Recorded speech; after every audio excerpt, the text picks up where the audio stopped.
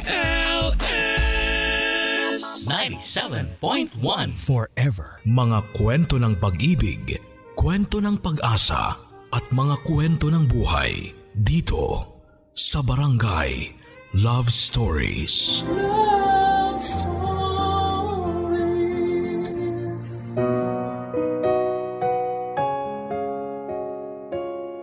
Aminin man natin o hindi, una tayong nabibihag sa pisikal na itsura ng isang tao. Dito na nabubuo ang salitang crush sa taong mahirap maging sa atin. At karaniwang sa panaginip lang natin sila kayang abutin. Ikaw kapuso, naranasan mo na bang magkagusto sa iyo ang taong crush mo? Karaniwan sa pelikula o sa mga nobela lamang napapanood at nababasa ang mga boy meets girl love story. Pero ibahin ninyo ang kwento ng ating kabarangay ngayong araw na si Lovell. Dahil ang dating crush ng niya noong kolehiyo na si Deo ay naging nobyo niya sa totoong buhay. Saan nga ba patutungo ang isang love story na maala fairy tale ang datingan? Makakamit kaya nila ang happily ever after or mauuwi lang ito sa isang bittersweet ending?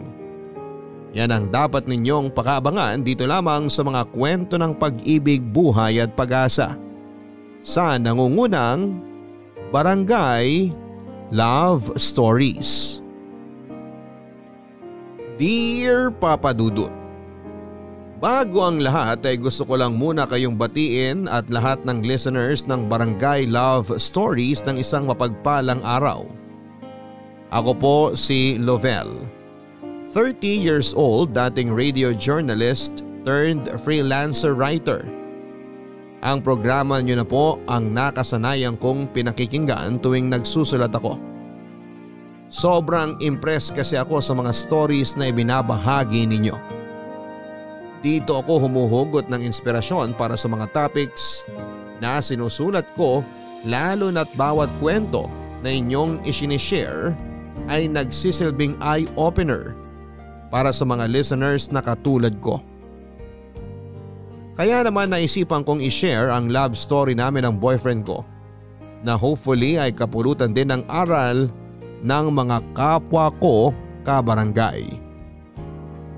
Mahigit 10 years na kaming magkasintahan ng boyfriend kong si Deo. Nagkakilala kami noong nag-aaral pa lamang ako sa college. Sa totoo lang ay parang straight out of a movie ang kwento naming dalawa, kung saan ang isang average looking girl na tulad ko ay na-fall sa isang heartthrob na mahirap abutin. Mass comm student ako samantalang HRM naman ang kurso ni Deo. Ako yung tipo ng tao na academic achiever. Ang focus ko noon ay ang mag-aral at makatapos.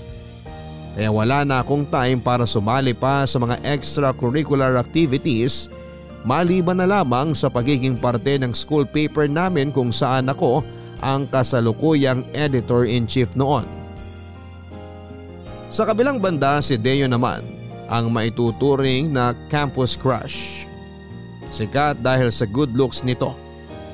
Suki siya sa mga school pageants at karaniwang mukha ng campus para sa mga brochures at advertisement posters. In short ay magkaiba kami ng mundo. Pero kahit ganon, Papa Dudut, ay isa ko sa mga humahanga sa physical looks ni Deo. Hindi ko ito kinakaila dahil totoo namang gwapo talaga siya. Taglay nito ang tipikal na boy next door look.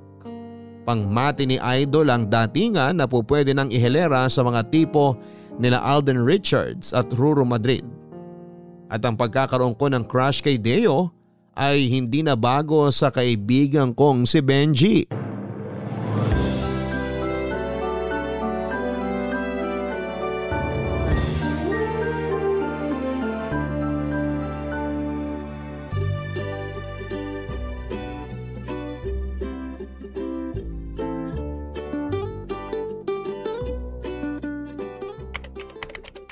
Naririnig mo ba yun? Ang alin? Yung sigaw ng subconscious ko.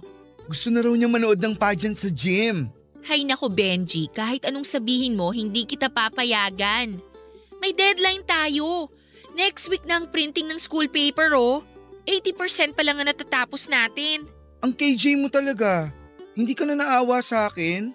Foundation day pa naman ngayon. Tapos pinagtatrabaho mo ko rito sa office. Para saan pat naging associate editor ka kung hindi mo ako tutulungan dito?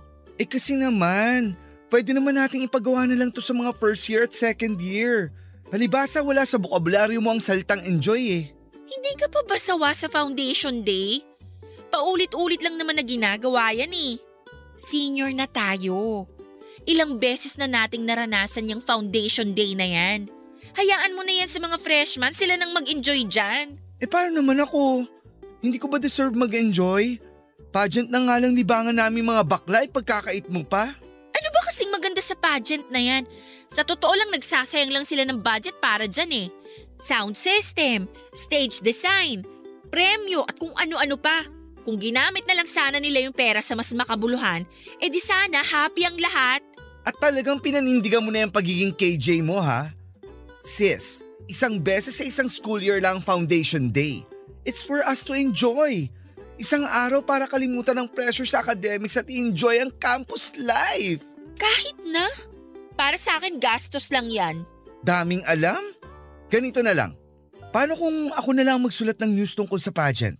Tapos pwede ako magsulat ng editorial tungkol doon. May nakatoka na para doon. At may nasulat na akong editorial. Ano ba yan? Gusto ko talaga manood ng pageant. Si Axel pa naman pambato ng department natin. Talaga ba? Sabagay, cute rin naman si Axel. Pero I doubt kung matatalo niya si Deo. Sasali ulit si Deo? Oo, hindi ka aware? Diyos mio, ano ka ba naman? Anong klaseng admirer ka? Hindi mo alam ang mga ganap sa buhay ng crush mo? Hindi naman po kasi ako stalker na tulad mo. Sis, campus journalist ka. Dapat alam mo ang mga nangyayari sa buhay ng mga famous people dito sa school. Tulad na lang ni Deo. Hindi naman sa kanya umiikot ang mundo, no? Mas maraming important issue dito sa campus na dapat pagtuunan ng pansin. Katulad na lang ng pagtaas ng tuition fee. Hindi yung kung sinong manalo dyan sa pageant na yan. Ay sus, oo na. Pero alam mo, history in the making yung pageant ngayon. Alam mo kung bakit? Kasi kapag nanalo si Deo, ibig sabihin, back to back win ang lolo mo. Wala pang nakakagawa niyan ever dito sa campus. Oh, pwede mo i-feature yan pang centerfold. Oo nga no. Pwede rin. Oh, di ba ang galing ko? Di nabawasan na ng isa ang mga problema natin. Kung mananalo siya. Pero feeling ko hindi siya mananalo this time. Ako? Kay Deo ako kahit na taga-ibang department siya. Gusto mo pustahan tayo? Kapag nanalo si Deo, gagawa mo siya ng feature story at ikaw ang mag-i-interview sa kanya. At kapag natalo siya? Libre kita ng lunch. Sige, lunch for 1 week Uy, OA ha. 3 days lang. Grabe to. Okay, call. Ihanda mo na yung budget mo. Dahil kahit itaga mo pa sa bato, matatalo yang si Deo. Papadudod si Deo ang nanalo ng araw na yon. At dahil hindi naman ako umuurong sa usapan ay wala akong ibang choice kundi ang gawin ang pangako ko kay Benji na interviewin si Deo. Magandang ang topic ang pageantry at kung ano ang kinalaman nito sa pag-aaral ng mga estudyante. Pwede kong gamitin ang pagkapanalo ni Deo para i-feature siya at may singit ang ilang issues ng school. Kung tutusin bilang EIC ay pwede ko namang iutos sa mga feature writers namin ang interview para kay Deo. Pero hindi ko na pinalampas ang opportunity na yon upang mapalapit sa taong crush ko.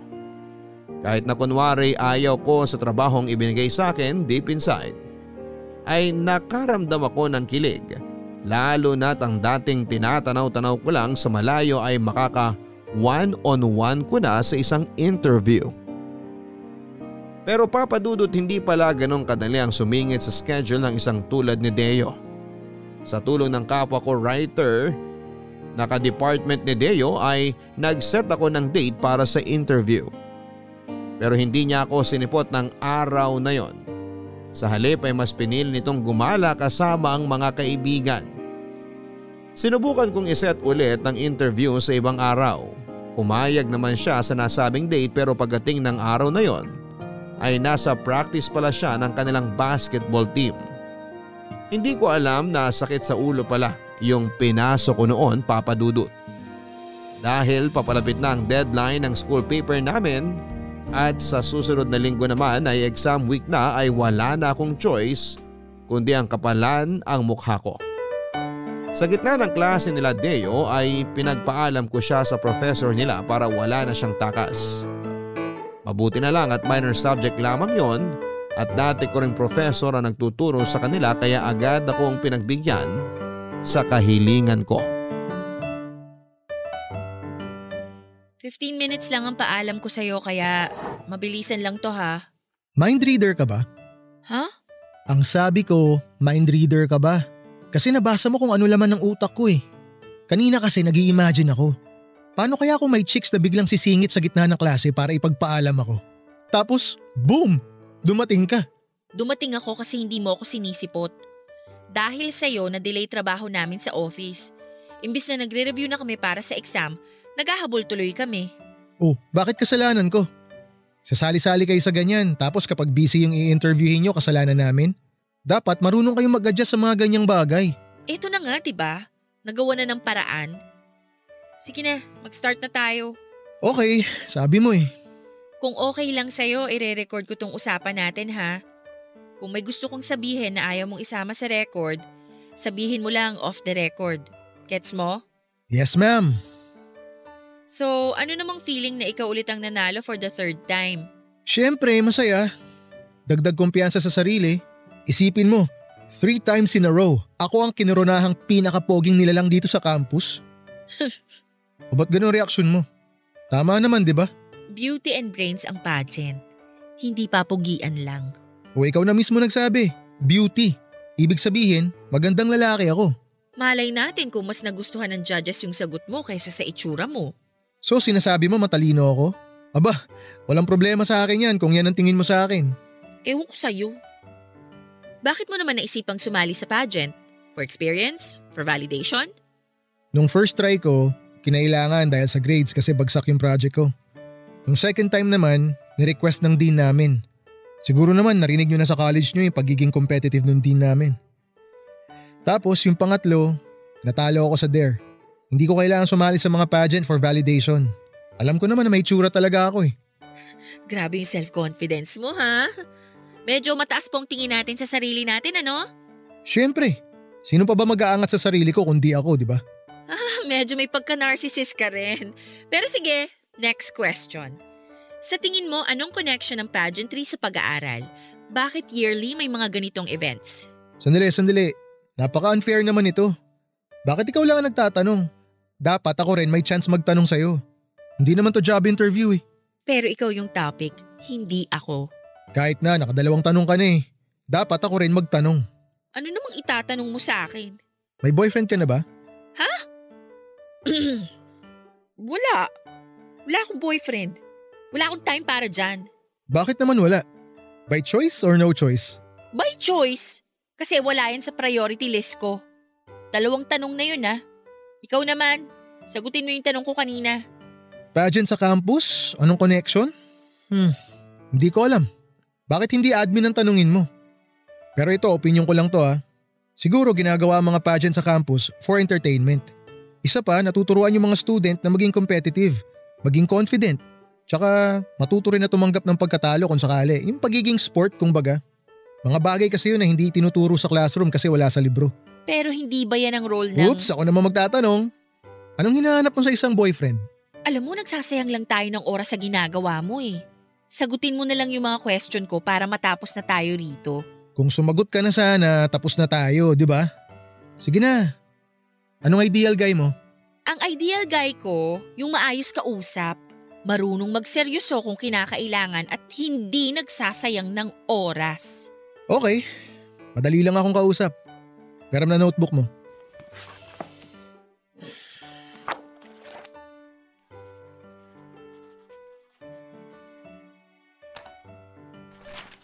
Oh, Ayan, Ano to?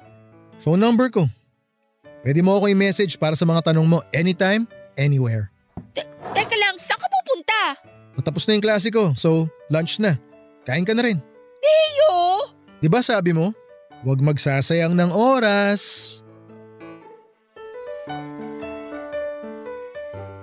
Doon na po nagsimula ang connection namin ni Deo, Papa Dudut.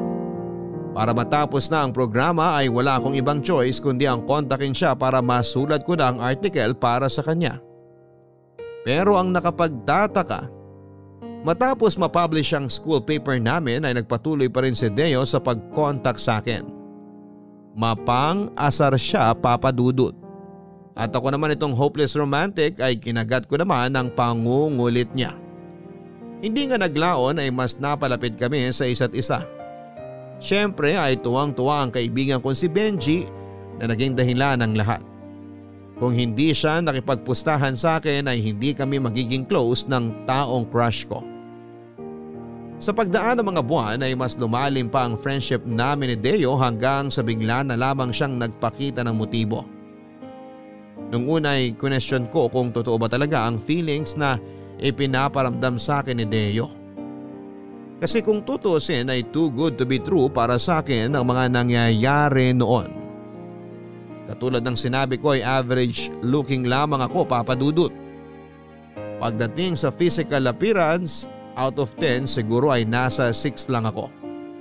Kumpara naman kay Deo na almost perfect na ang pagiging gandang lalaki niya.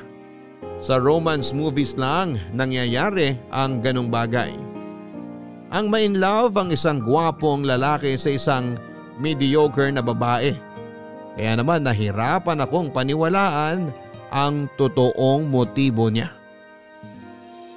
Isa pa ay finals na noon at bilang graduating student ay wala akong time para lumandi. Nagulat na lamang ako noon na kahit ilang beses ko siyang nireject, ay nagpatuloy pa rin si Deo sa panliligaw sa akin. Hindi nagbago ang pagkakaibigan namin at pinangako niya sa akin na hihintayin niyang makagraduate kami. Nagbabaka sakali siya na kapag nagtapos na kami ay biglang magbago na ang priority list ko at mapasama na rito ang love life. Nakalaunan ay nagkatotoo after ng graduation day. Papa Dudut, mabilis akong nakahanap ng trabaho pagkatapos kong makuha ang diploma ko. Recommended kasi ako ng mga professor ko noon at maganda naman ang record ko kaya nakuha ako bilang news writer para sa isang local radio station dito sa lugar namin. Dahil tapos na sa pag-aaral at may trabaho na rin ay pinagbigyan ko naman ng sarili ko na pumasok sa isang relasyon. Nang mga panahon na yon ay exclusively dating na kami ni Deo na hindi ako iniwan kahit na wala pa siya sa priority list ko. Sa moment na yon ay napatunayan ko, Papa Dudut, na totoo nga ang intensyon sa akin ni Deo. Hindi naglaon ay sinagot ko rin siya. Product manager na noon si Deo. Sa kabila ng pagiging chill at happy-go-lucky nito ay magaling si Deo sa maraming bagay. Kaya naman hindi na nakapagtataka na mataas kaagad ang naging posisyon nito sa trabahong pinasukan niya. Papa Dudut, tumagal kami ng halos 6 na taon bilang magkasintahan ni Deo. Nang mga panahon na yon ay may mga pagkakataong napapaisip pa rin ako kung paano ko napaibig ang isang katulad ni Deo na halos nasa kanya na ang lahat. Parang kailan lang noong palihim ko pa siyang ninanakawan ng tingin na para bang bituing mahirap abutin. Tapos biglang boyfriend ko na siya. Pero kung tatawagin niyo akong swerte sa pag-ibig ay nagkakamali kayo dahil kaakibat ng pagkakaroon ng gwapo, madiskarte at boyfriend na may stable na buhay ay ang pagkakaroon ng agam-agam na maaari siyang lapitan ng tukso na nagkalat lamang sa paligid-ligid. Ang layo ng tingin. Ang lalim ng iniisip. Anong meron, te? Problemado ka? Ha? Tignan mo, hindi nakikinig. Nakwento ko na buong buhay ko rito, hindi ka pala nakikinig. Sorry, may iniisip lang ako. Tulad ng, Anong iniisip mo dyan at parang tulala ka? Iniisip mo ba kung paano makamit ang world peace? Hindi no. Sige na, tuloy mo na yung kwento mo. Tapos na ako. Ikaw naman magkwento. Anong meron? Wala naman talagang problema pero nababother lang talaga ako eh. Nababother saan? Ganito kasi yun. May company dinner yung team nila Deo kahapon. Tapos tinag siya sa mga pictures. So syempre nakita ko.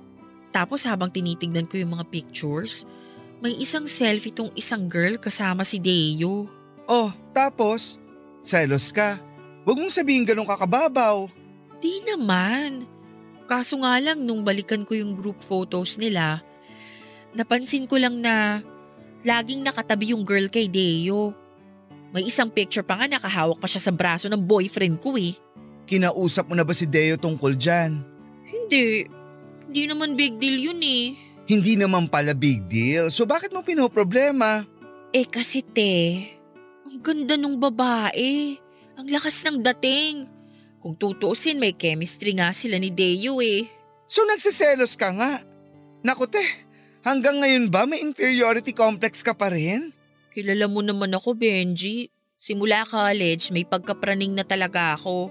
Kung ikukumpara mo naman ako kay ate girl, mas may edge kasi siya sa akin. Oo, maliban sa pagiging KJ, praning ka, overthinker tsaka control freak. Hindi mo makontrol yung jowa mo at lalong hindi mo makontrol yung mga tao sa paligid niya. Kaya ngayon, pinoproblema mo yung hindi naman dapat problema. Alam mo, gets naman kita. Natural lang yun na magselos ka sa mga kasamaan niya. Pero may magagawa ba yan kung hindi mo kakausapin si Deo mismo? Sobrang dali ng solusyon sa problema mo. Asa na ang utak mo? Kala ko ba cum laude ka? Baka pagsimulan lang ng away yun pag tinanong ko pa siya tungkol dun. Nasa sayo yan. Kung gusto mo mag-overthink, go lang. Kung gusto mo ng peace of mind, edi kausapin mong jowa mo. Alam mo, sabi nga nila, communication is the key. Mag-usap kayo. Paano malalaman ni Deo yung nararamdaman mo kung hindi mo babanggitin sa kanya? Kapag inaway ka, edi baka nga totoo yung hinala mo. Doon ka mag-overthink ng malala. So tingin mo kailangan kong i-confront si Deo? Grabe naman yung confront. Ano yun, manunugod ng kabet? Advance ka naman masyado, Ang sabi ko, kausapin mo lang si Deo.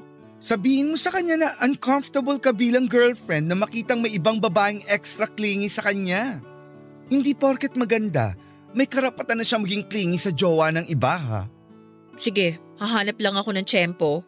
Pero pati nga ng itsura ni ate girl, na-curious tuloy ako. O eto, sandali. Nakatag to kay Deo eh. Yung girl mismo ang nag-post ng pictures. Heto yung selfie nilang dalawa oh. Asan? Patingin? Ay, in fairness, maganda nga. Parang Marian Rivera na kinulang lang ng isang tabong paligo. Pero papunta na doon. O diba? Sino naman ang hindi mag-iisip ng masama kung ganyan kaganda yung umaaligid sa boyfriend mo? Well, sabi nga nila, wala na sa gubat ang mga ahas. Minsan, nasa tabi na mismo ng jowa mo. Pero wag naman ganun kababaw ang tingin mo kay Deo. Kaya nga nag-aalangan ako nakausapin siya tungkol dito eh.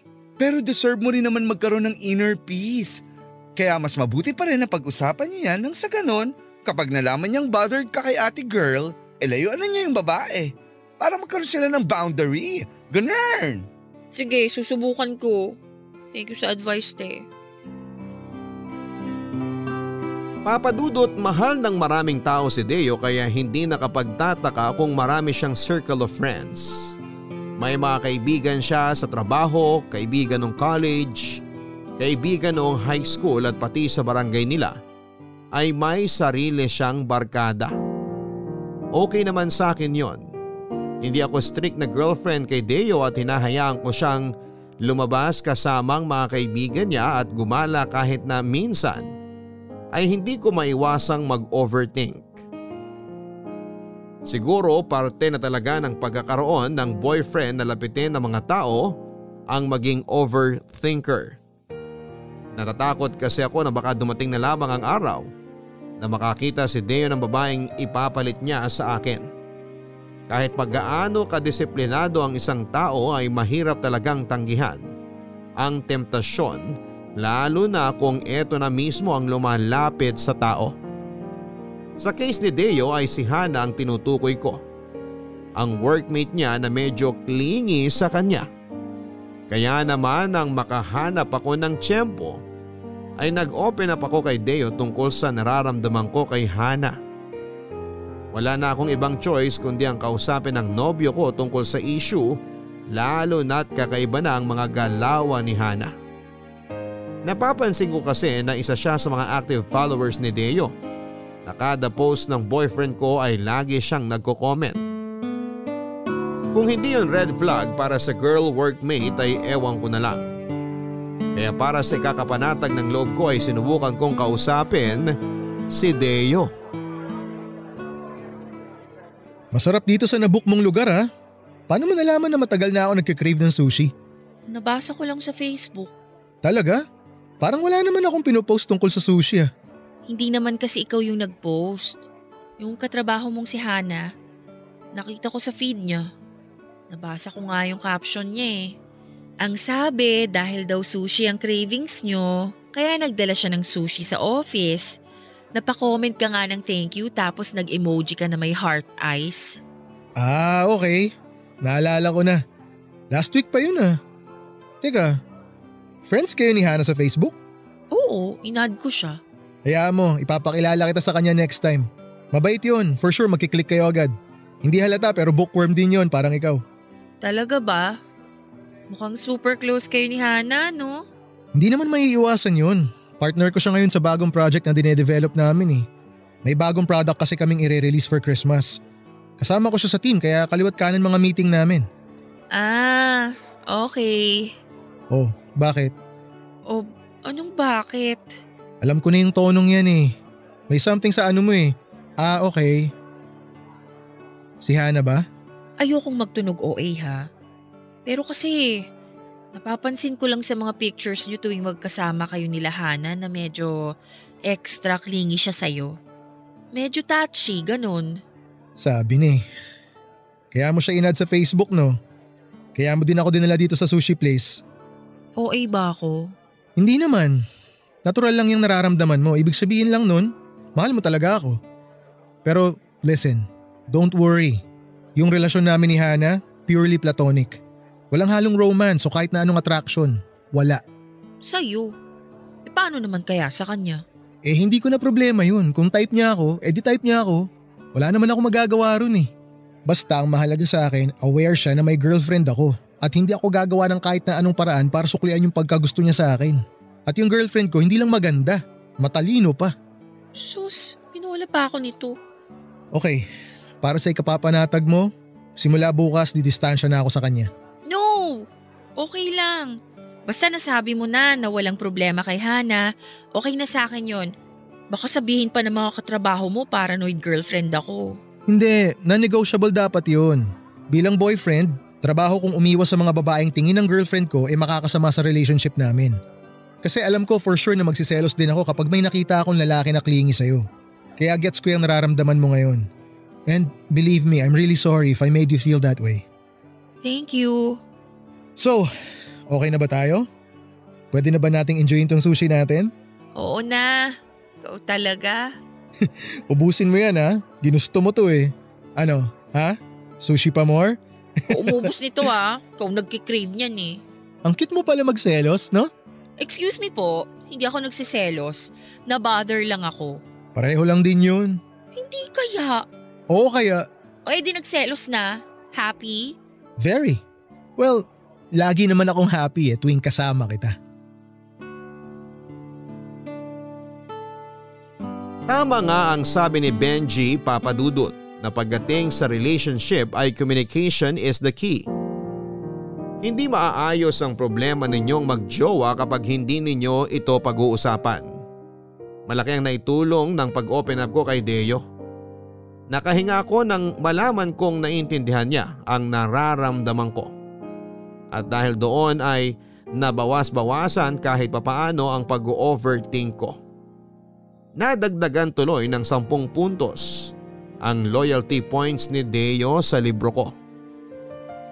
Alam ko naman na hindi healthy ang palaging pag-overthink, lalo na't gumagawa ako ng mga senaryo sa utak ko ng mga bagay na maaaring hindi naman talaga nangyayari sa totoong buhay.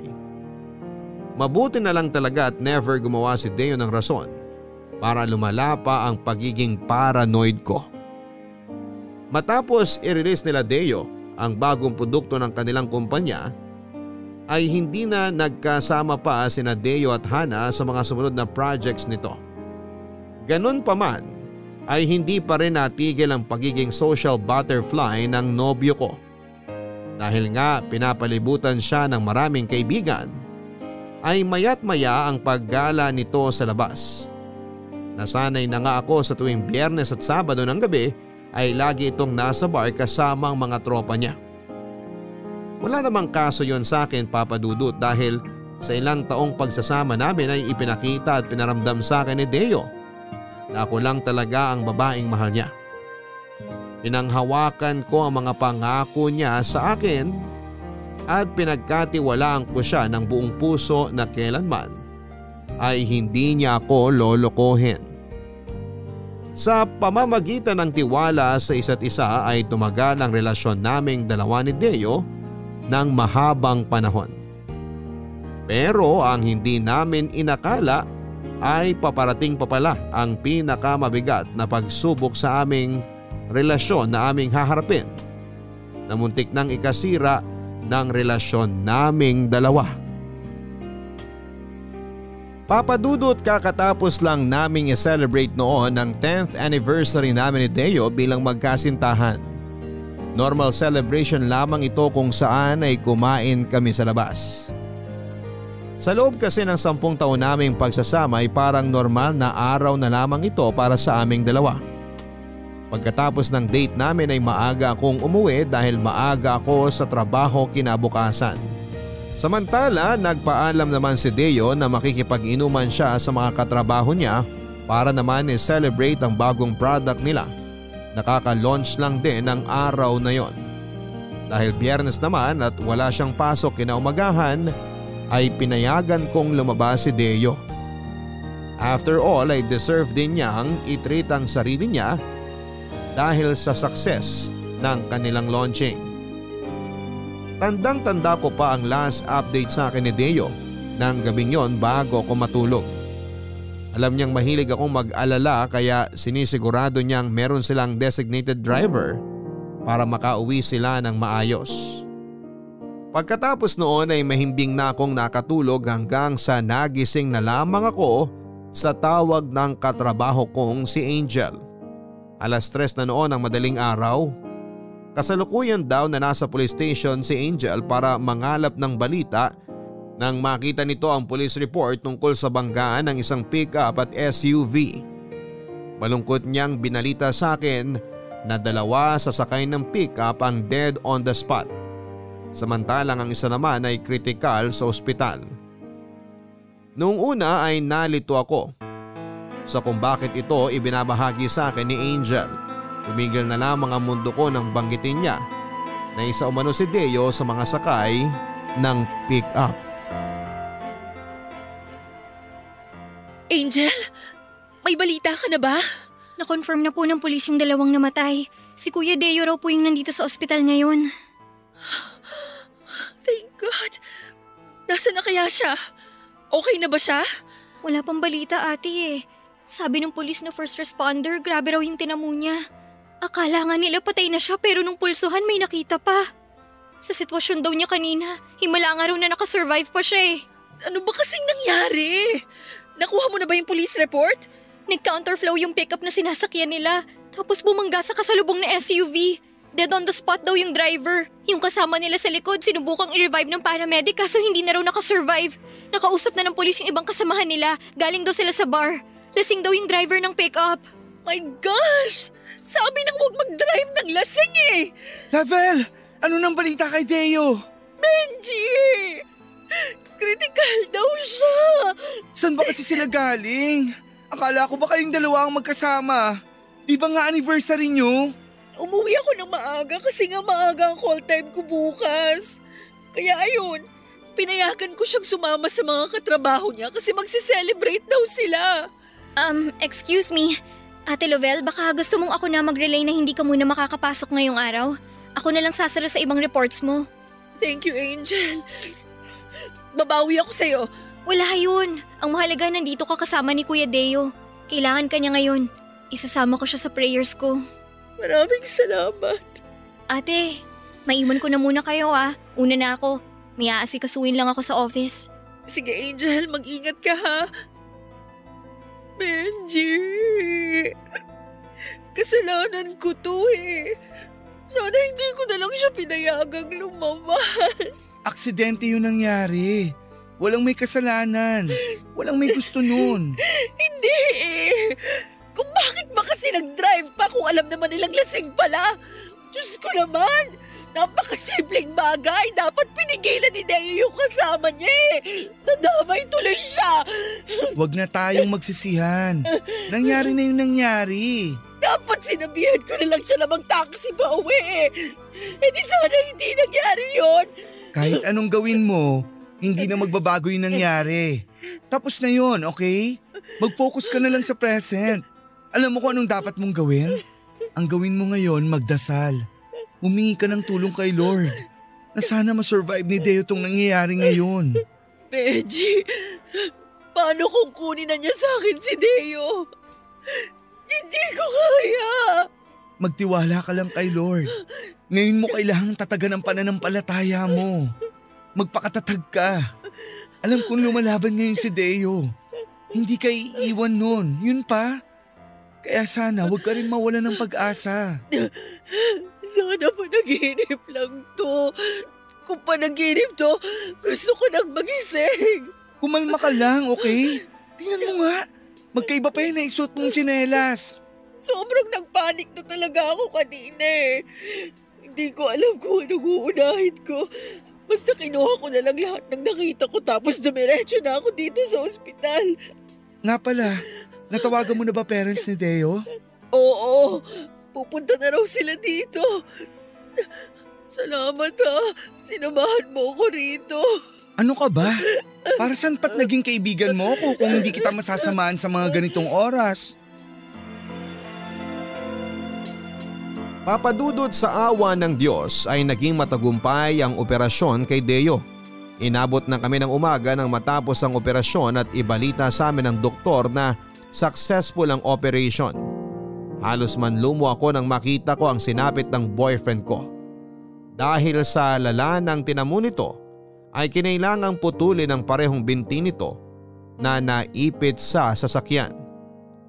May tama rin sa ulo at muka dahilan upang magkaroon ng 15 stitches sa kanyang pisngi papunta sa kanyang ulo. Nasira din ang jawline at ilang ngipin din ang naalis. Ayon sa police report ay hindi raw nakasuot ng seatbelt si Deo ng oras ng aksidente kaya humampas siya sa dashboard ng sasakyan. Papadudot hanggang ngayon ay malaki pa rin ang pasasalamat ko kay Lord dahil binigyan niya ng ikalawang buhay si Deo. Yun nga lang sa pangalawang buhay ay nakuha nito ang maraming pagbabago. Kasabay ng pag-iba ng itsura ni Deo ay ang unti-unti rin nagbago ang kanyang ugali. Ang dating Deo na puno ng self-confidence ay biglang kinahiya ang kanyang sarili. Mula sa pagiging masiyahin at makulit ay naging malungkutin at tahimik na lamang siya. Dahil dito ay mas pinili niyang mag-resign na lamang sa trabaho.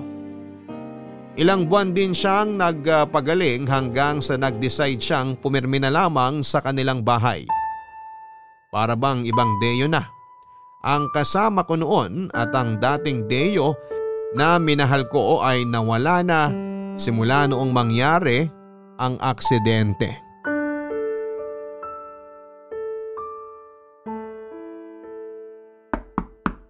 Deo, pasok na ako ha.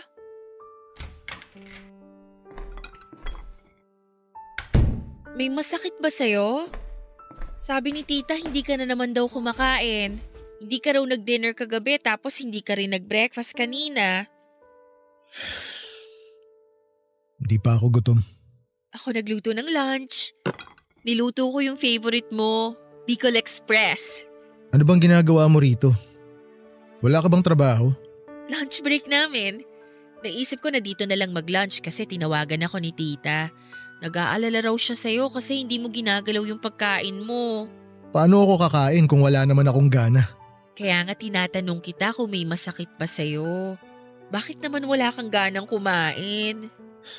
Ewan, basta wala lang akong gana. Deo naman. Nakikita mo ba tong itsura ko, Lavelle? Habang buhay na ako dito sa lecheng wheelchair na to. Paano pa ako mabubuhay ng ganito? Ha? Wala na akong mga paa. Wala na akong muka. Wala na akong silbi. Yun ang dahilan kung bakit wala akong ganang kumain. Mas gugustuhin ko na lang na mamatay sa gutom kaysa mabuhay ako ng ganito. Huwag mo namang sabihin yan. Marami ka pang pwedeng gawin sa kabila ng sitwasyon mo. Dapat nga ipagpasalamat mo na nabigyan ka ng second chance na mabuhay ulit eh. Second chance mabuhay? Matatawag mo ba to na second chance tong sitwasyon ko ngayon? Baldado na ako. Habang buhay na akong aasa sa mga tao. Sabihin mo nga sa akin, anong klaseng buhay yon? Ha? Anong klaseng buhay to? Nasa iyo naman kasi kung aasa ka sa mga tao sa paligid mo o hindi. Sa totoo lang, kaya mo naman talagang maging independent kahit ganyan ka. Ayaw mo lang gawin kasi hanggang ngayon, hindi mo pa rin matanggap ang nangyari. Naiintindihan kita. Mahirap ang pinagdadaanan mo. Pero hanggang kailan ka magkakaganito? 9 months na yung lumipas simula nung naaksidente ka. Kung ano ka nung unang araw ng pag-uwi mo dito sa bahay nyo, ganun ka pa rin hanggang ngayon. Paano ka makakabangon kung hindi mo tutulungan ang sarili mo? Wala ka nang matutulong sa akin. Alam mo kung bakit? Kasi wala na akong kwenta. Isang tao lang ang makakatulong sa sarili mo. Ikaw mismo. Huwag mo kong artihan na para bang ikaw may pinakamalalang problema sa mundo. Hindi ka na bata, Deo. Kung alam mo lang napakaraming tao dito sa Pilipinas ang naghihirap. Tulad mo, marami mang kulang sa kanila pero alam mo kung anong ginagawa nila? Nagsusumikap pa rin sila. Kahit na literal na gumagapang ang iba dyan para lang buhayin hindi lang ang sarili nila, kundi pamilya nila. Tapos tignan mong sarili mo. Nakatago ka dito sa de-aircon mong kwarto. Kung sawa ka na sa akin, edi iwan mo na lang ako. Hindi kita kailangan. Hindi ko kailangan ng tulong nyo. Hindi ko kailangan ng awa nyo. Sa tingin mo awa tong binibigay namin sa'yo? Hindi ako naaawa sa'yo, Deo. Ginagawa ko to hindi dahil naaawa ako, kundi dahil mahal kita. At sobrang sakit para sa akin na makitang unti-unti nang nagbabago yung Deo na dating nakilala ko. Sobrang miss na kita. Sobrang miss ko na yung dating tayo. Please naman, bumalik na tayo sa dati. Hindi na tayo babalik sa dati. Huwag ka nang umasa kasi wala na yung hinahanap mo. Never na akong babalik sa dati. Ngayon, kung hindi mo gusto tong bagong ako, edi hiwalayan mo na ako. Maghanap ka na ng bago. Bagong lalaki na mas gwapo, na mas buo, na mas kayang bantayan at alagaan ka. Yung hindi sad boy na katulad ko. Wala akong pakialam kung tingin mo hindi ka nagwapo. Wala akong pakialam kahit hindi ka makalakad. Wala akong pakialam kahit habang buhay pa ako magtulak ng wheelchair mo. Ang mahalaga sa akin, Deo, ikaw, yung pagkatao mo. Hindi ko naman minahal yung itsura mo eh. Ang minahal ko, yung pagiging outgoing mo, yung pagiging concern mo sa akin, yung pag-aalaga at trato mo sa akin, yung pagmamahal mo sa akin. Yan yung mga bagay na hindi nawala kaso pilit mong tinatago. Gusto kitang intindihin. Maniwala ka sa akin. Pero minsan, nakakapagod ka na rin. Oo, dumaan ka sa masakit at mahirap na pagsubok. Pero paano kita tutulungang bumangon? Kung ikaw mismo ayaw mong gawin yon.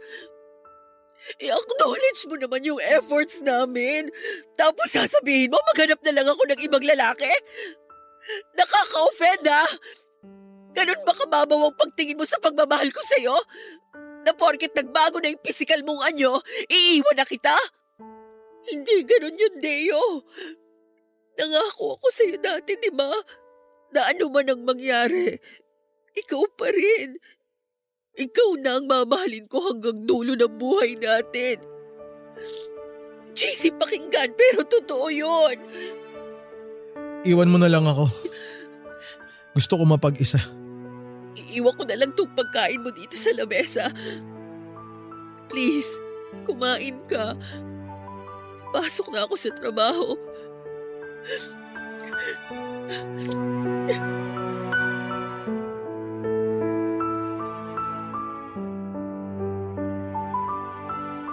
Papadudod sa kabila ng mga sinabi ko ng araw na yon ay wala pa rin nagbago sa ugali ni Deo. Mas lalo pa itong na-insecure na baka isang araw ay bigla ko na lamang daw siyang ipagpalit sa iba. Sa mga sumunod na buwan ay mas naging seloso si Deo. Bawat lalaking nakakasalamuha ko ay pinag-iisipan niya ng masama. Alam ko naman sa sarili ko na hindi ko magagawang mag-cheat kay Deo. Pero at some point ay naintindihan ko rin siya dahil minsan na rin akong nalagay sa kinakatayuan niya. Naalala ko tuloy noong nagselos ako sa katrabaho niyang si Hana.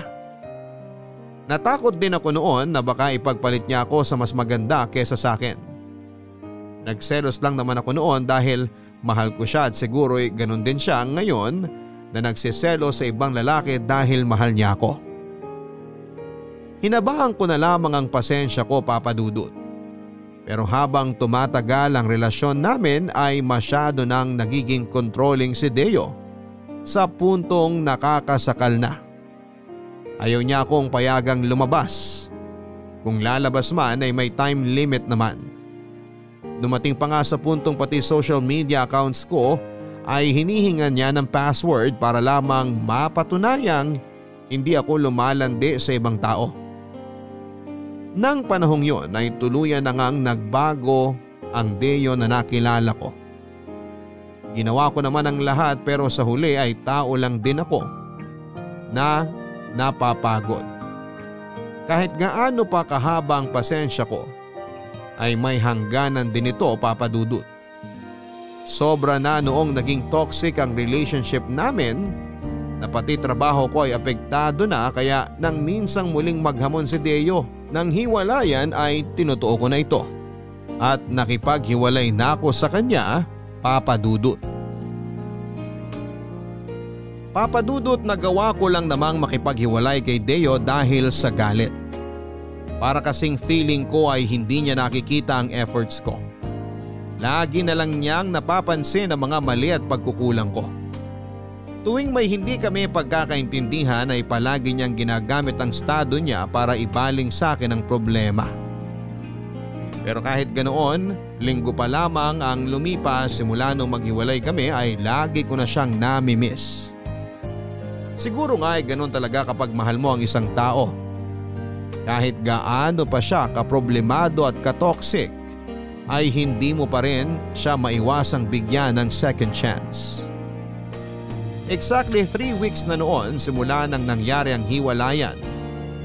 Sobrang miss ko na noon si Deo. Pero pilit kong pinipigilan ang sarili ko dahil kapag ako ang nakipagbalikan sa kanya, ay mawawalan lang ng saysay ang point na ipinaglalaban ko sa kanya. Hinayaan ko siyang mag-isip at binigyan ko siya ng space. Naghintay ako na siya ang gumawa ng first move pero ang 3 linggo ay naging 1 buwan. Ilang beses na akong natempt na makipag-usap muli sa kanya pero kapag nakipagbalikan ako at wala pa ring magbabago ay magiging pointless lang ang hiwalayan namin. Katulad ng dati tuwing nagkakaroon ako ng problema sa love life ay muli akong humihingi ng advice sa best friend kong si Benji. At sobrang naliwanagan ako nang muli kaming nagkausap at nag-open up ako sa kanya, Papa Dudut. So kumusta naman ang pagiging single? Eto, sobrang hirap mag-adjust. Ang daming nagbago sa routine ko. Wala na akong ina-update, wala na akong good morning at good night. Basta, hindi ko feel na single ako ngayon. Kasi nga, hilaw yung breakup nyo ni Deo. Kung ako ang tatanungin nyo, hindi nyo naman talaga gustong maghiwalay eh. Yun nga lang, mas nangibabaw yung pride nyo. Wala ni isa sa inyo ang gustong bumaba. Instead, nagpapataasan pa kayo ng ihi. Kasi naman, ang hirap ng sitwasyon namin. Ayaw niya akong intindihin. Sobrang sarado na yung utak niya sa lahat ng punto ko. Walang saysay para sa kanya. Lagi na lang siyang tama. Dapat siyang masunod kasi siya nga ang baldado. Sobrang baba ng tingin niya sa sarili niya to the point na dapat bigyan ko siya ng validation araw-araw. Ako na lang laging nag-a-adjust. Ako na lang lagi yung umiintindi. Paano naman ako? Sounds familiar. Ang alin? Di ba ganyan ka rin dati? May inferiority complex ka. Lahat ng makita mong magaganda at sexy na babaeng kasama ni Deo, nagkakaroon ka ng insecurity. Tapos, kailangan binavalidate ka rin ni Deo para patunayan na mahal ka niya, na ikaw lang at wala ng iba. Iba naman kasi yun. Talaga ba? Kasi sa point of view ko, same scenario lang kayo. Alam mo, nakakatawa nga eh. Ikaw yung praning noon, pero ngayon si Deo na yung lagi nag-overthink. So anong gusto mong gawin ko? Magpakaalila na lang ako sa mga bagay na gusto niya? Hindi naman, pero intindihin mo siya. Araw-araw ko naman siyang iniintindi, te. Kasi ganito yan, may kanya-kanya kasi tayong coping mechanism. May ibang tao na sobrang tagal bago makarating sa acceptance stage at isa na si Deo doon. Imagine, sa isang iglap, biglang nawala ang lahat sa kanya. Work, social status, pati kakayanang maglakad. It takes time, girl. Kahit sabihin pa nating nag-heal na yung mga sugat niya sa katawan, ang tanong, yung sugat sa puso at isip niya, nag-heal na ba? So anong sinasabi mo? Kasalanan ko? Hindi naman sa ganun. To be honest, may point ka rin naman. Maybe you feel unappreciated right now. Gets naman kita. Masakit talaga ang ma-take for granted. So valid din naman yung nararamdaman mo. Ano ba talaga? Sino ba sa amin ang kinakampihan mo? Ay nako, wala akong kinakampihan kasi pareho ko kayong kaibigan. May point kayong dalawa at ang gusto kong gawin, gusto kong ipaintindi sa inyo pareho ang punto ng isa't isa. Imbis kasi na mag-meet kayo sa gitna para magkaroon ng middle ground, nag-iikutan kayo eh. Kaya paulit-ulit yung nangyayari. Mahirap bang intindihin yung gusto kong palabasin? Siguro mahirap para sa kanya. Alam mo te, of all people, dapat ikaw ang mas nakakaintindi kay Deo ngayon. Alam mo kung bakit? Bakit? Kasi ganyan na ganyan ka noon sa kanya. Naaalala mo pa si Hana? Oo, yung katrabaho ni Deo. Oh, di ba pinagsilosan mo yon? Anong ginawa ni Deo? Nag-set siya ng boundary sa kanila ni Hana. Pinatunayan niya sa akin na hindi siya naghahanap ng iba kasi naiintindihan niya na minsan paranoid ako, insecure, overthinker. Exactly! So anong dapat kong gawin? Ako unang mag-first move? Hayaan mo muna siyang makapag-isip-isip. Alam ko namang mahal ka nun eh. Kapag na-realize na niya kung ano or sino ba talaga ang priority niya, gagawa at gagawa ng paraan yon para maibalik ang relasyon nyo. Pero ang tip ko lang ha, kapag nagkabalikan na kayo, try to compromise. Pag-usapan nyo ang gusto mo at gusto niya. Ang ayaw mo at ayaw niya. Para sa ganun hindi na kayo magkaroon ng misunderstanding. Yun lang yun. Paano kung ayaw niya na talaga sa akin? Maniwala ka sa akin. Hindi ka niya basta-basta pakakawalan. Hayaan mo siya magpakalalaki. Hello, ako pa ba? Kilalang kilala ko na kayong dalawa. Simula pa lang, alam ko nang kayo ang destined para sa isa't isa. Ay, talaga ba? Hayaan mo, kakausapin ko siya. Thank you ah. Hulog ka talaga ng langit.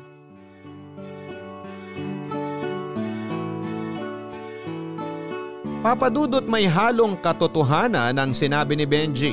Kaya siguro hindi ko ma-feel na single ako noon dahil ang totoo ay puro salita lang ang hiwalay ang nangyari. Nadala lang kami sa pareho naming galit at tama nga. Nabigyan namin ng sapat na oras ang isa't isa ni Deo para makapag-isip. Siguro nga ay kailangan lang naming i-evaluate ang sarili namin para maset namin ang priorities namin. Pansamantala akong nag-focus sa trabaho ko na kalaunan ay iniwanan ko rin para mabigyan ko ng sapat na atensyon si Deo. Siguro nga ay tama si Benji. Masyado lang ako naguluhan sa bagong setup namin. Hindi ko gaanong nabalanse ang trabaho at personal life ko. Kaya siguro at some point ay feeling ni Deo ay napabayaan ko na siya. Para may monthly income pa rin ay mas pinili kong maging freelance. Pinasok ko ang pagiging freelance writer kung saan ay naging parte ako ng ilang kilalang news websites at ilang online magazines. Papadudot sa nangyaring paghiwalay namin ni Deo ay mas napatunayan ko sa sarili ko na siya na talaga ang the one para sa akin. Hindi ko na mai-imagine ang sarili ko kasama ang ibang lalaki. Kumbaga ay nakakandado na ang puso ko sa kanya kaya kahit na anuman ang mangyari ay hindi ko na siya iiwanan. Nagbunga naman papadudot ang paghihintay ko dahil di kalaunan ay muling nagparamdam si Deo sa akin. Araw noon ng Sabado dahil sa bahay na ako nagtatrabaho ay hawak ko na noon ang oras ko. Inaya akong lumabas ni Benji. Ang hindi ko alam ay si Deo pala ang haharap sa akin ng araw na yon at hindi ang kaibigan ko. Ay, sa wakas, dumating din. Hanggang ngayon, Filipino time ka pa rin, ano? Dapat matuto ka ring rumispeto sa oras ng mga kaibigan mo. Eto naman, late lang ng 20 minutes? Akala mo dami ng oras ang nasayang? Di ka na nasanay sa akin. Kailangan dapat palaging grand entrance. Ikaw talaga? So, anong meron? Bakit mo ko inaya dito sa mamahaling restaurant? May bonus ka? Na-promote ka? May surprise ako sa'yo. Ano yan? Close your eyes muna. Ang dami mong alam. O eto, nakapikit na ako. Naku, umayos ka, Benji, ha? Mamaya prank pala to, naku. Wait lang, may kukunin lang ako sa labas. Pumikit ka ha, matatagalan to ng konti.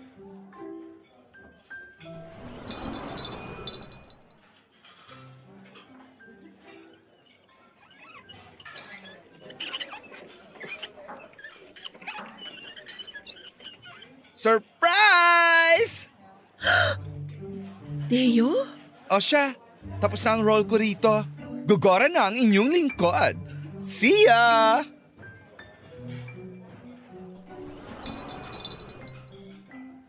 Hi. Hello? Anong ginagawa mo rito? Actually, kinuntsaba ko lang si Benji. Naiya talaga ako mag-chat sa'yo eh. Baka kasi galit ka pa rin sa akin.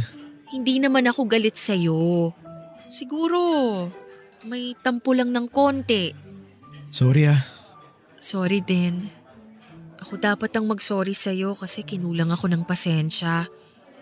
Dapat sa sitwasyon mo, ako yung mag-adjust kasi alam kong hanggang ngayon nahihirapan ka pa rin. Hindi. May karapatan ka magtampo o magalit o kung ano man. Tama ka naman eh. Kaya gusto ko mag-sorry sa'yo kasi never ako nag-thank you sa'yo sa lahat ng mga ginawa mo. Masyado kong pinagtuunan ng pansin yung nangyari sa akin.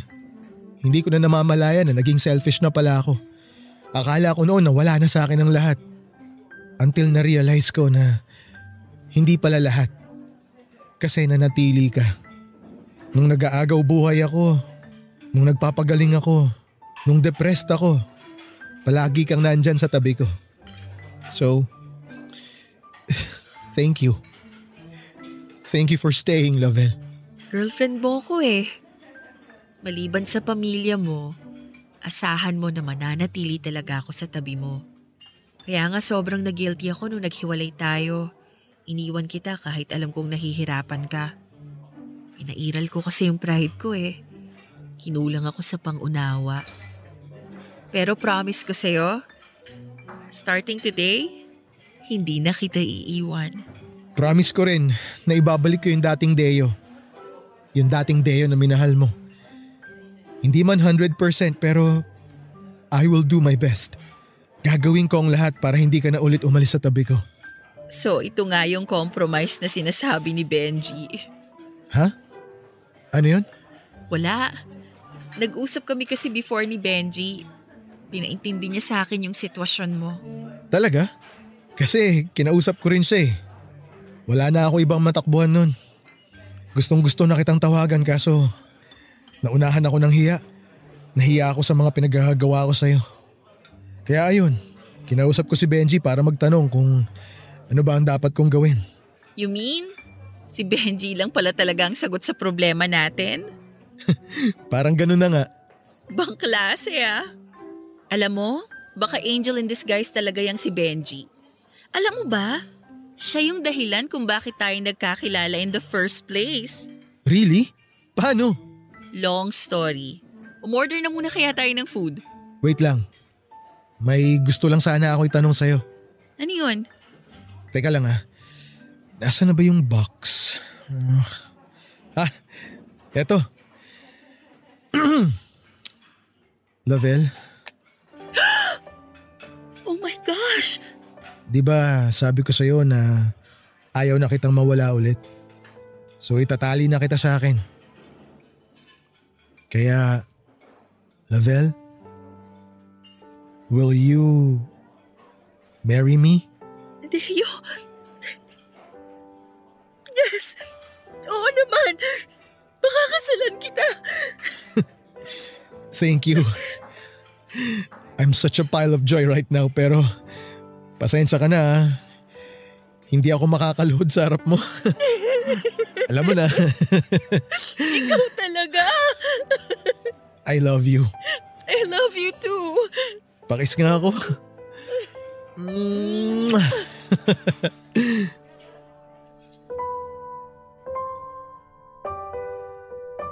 Papa Dudut, sa sumunod na taon kami nagpakasal ni Deo.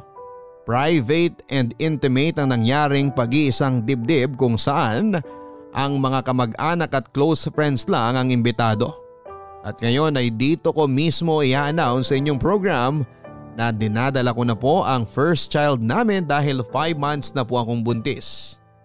Sabay kaming nangako ni Deo sa harap ng Diyos at ng mga taong mahal namin sa buhay na magsasama kaming dalawa sa hirap at ginhawa. Pero kahit na hindi naman namin pinangako yon ay matagal na kaming nagsasama ni Deo sa hirap man o sa ginhawa. Sabay naming binuo ang panibagong chapter ng aming buhay. Maraming nagbago, maraming adjustments pero ang mahalaga ay magkasama kami sa mga pagbabagong ito. Next year ay nakatakda na kaming lumipat sa sarili naming tirahan. Neto lang ding nakaraang buwan ay opisyal na naming binuksan ang sarili naming publishing house, kung saan ay tinutulungan kong makapag-publish ng libro ang mga baguhan at aspiring writers. Marami akong gustong ipagpasalamat sa naging takbo ng buhay ko, Papa Dudut. Una sa lahat ay salamat sa Panginoon dahil sa kabila ng mga pagsubok na ibinigay niya sa relasyon namin ni Deo ay sunod-sunod naman ang blessings na ibinahagi niya sa aming dalawa. Nagpapasalamat din ako na binigyan niya kami ng mapagmahal at supportive na mga kaibigan at pamilya na naging parte na ng pagbuo namin ng sarili namin. Malaki din ang pasasalamat ko na unti-unti na ring natanggap ni Deo ang bago niyang kapalaran. Masaya ako na sa akin siya humuhugot ng lakas at motivation para magpatuloy sa buhay sa kabila ng mga nangyari. Papa Dudut, sana'y maging inspirasyon ang kwento namin ni Deo sa mga magsing-irog na dumadaan sa matinding problema sa ngayon. Walang magagawa ang pataasan ng pride sa relasyon. Katulad nga ng sinabi ng kaibigan kong si Benji, communication is the key. Pag-usapan ninyo ang problema and try to compromise. Hanggang dito na lamang po ang kwento ko, Papa Dudut. Maraming salamat and God bless. Ang inyong forever kapuso at kabarangay, Lovelle. Sabi nga sa isang kilalang kanta, mga pagsubok lamang yan kaya huwag mong itigil ang laban. Ganyan ang ginawa ng letter sender nating si Lovell na sana'y tularan ninyo mga kabarangay.